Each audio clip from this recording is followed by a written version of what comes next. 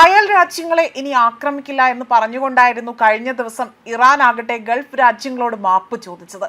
എന്നാൽ കൊടുത്ത വാക്ക് അതിന് ഒരല്പം പോലും നീതി പുലർത്തിയിട്ടില്ല എന്നതാണ് കഴിഞ്ഞ ദിവസങ്ങളിലായി തന്നെ ഈ ഗൾഫ് രാജ്യങ്ങളിൽ വീണ്ടും ആക്രമണം ഉണ്ടായ അത് സൂചിപ്പിക്കുന്നത്. ഇതിനുശേഷം സൗദിയിലും ഖത്തറിലും ബഹ്റൈനിലും അടക്കം ആക്രമണം നടന്നിരിക്കുകയാണ്. ഇവിടങ്ങളിലെല്ലാം തന്നെ സ്ഫോടനം കേട്ടതായിട്ടാണ് പ്രദേശവാസികൾ റിപ്പോർട്ട് ചെയ്തിരിക്കുന്നത്.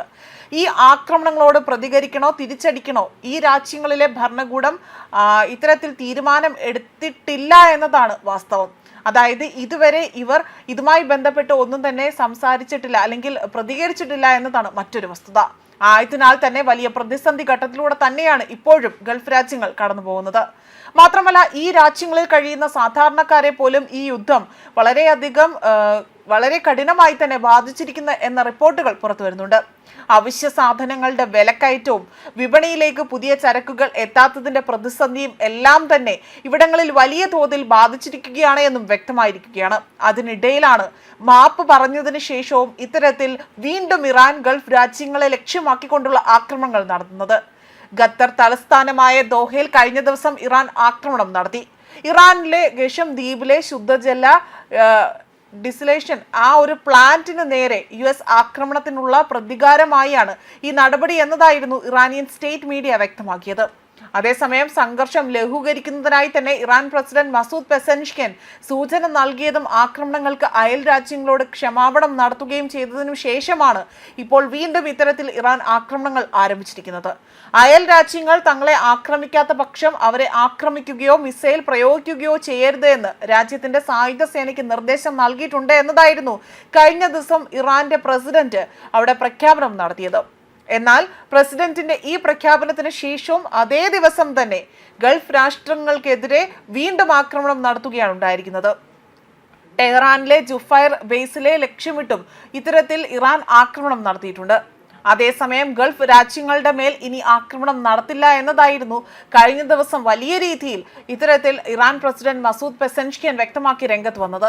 എന്നാൽ അയൽ രാജ്യങ്ങളിൽ നിന്ന് തിരിച്ചടി തങ്ങൾക്ക് നേരിടാൻ പാടില്ല എന്ന് വ്യക്തമാക്കുന്ന ഒരു മുന്നറിയിപ്പ് കൂടെ ഇവിടെ നൽകിയിരുന്നു.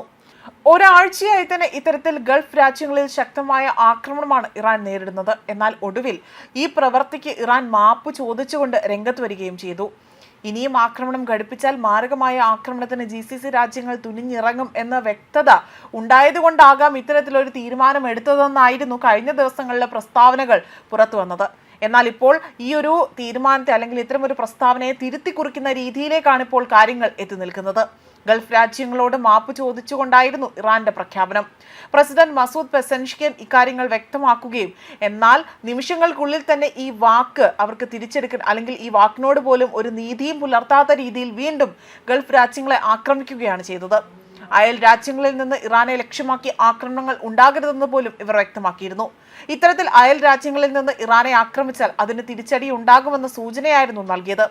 അയൽ രാജ്യങ്ങളിൽ നടന്ന ആക്രമണങ്ങളിലാകട്ടെ ഇറാൻ പ്രസിഡന്റ് ക്ഷമ ചോദിക്കുകയും അതേപോലെ തന്നെ കൊളോണിയൽ ധാർഷ്ട്യത്തിന് മുന്നിൽ കീഴടങ്ങില്ല എന്ന വ്യക്തമായൊരു മുന്നറിയിപ്പ് കൂടിയാണ് ഇറാൻ പ്രസിഡന്റ് നൽകിയത്.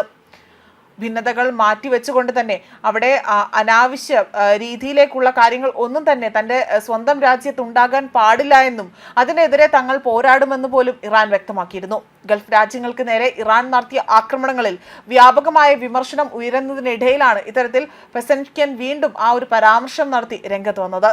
എന്നാൽ ഈ പരാമർശങ്ങളിനോട് വലിയ രീതിയിൽ ഒരു നീതിയും പുലർത്താതെ തന്നെയാണ് വീണ്ടും ഇത്തരത്തിൽ ഗൾഫ് രാജ്യങ്ങൾക്ക് നേരെ ആക്രമണം നടന്നിരിക്കുന്നതും. ന്യൂസ് ഡെസ്ക് കർമ്മ ന്യൂസ്.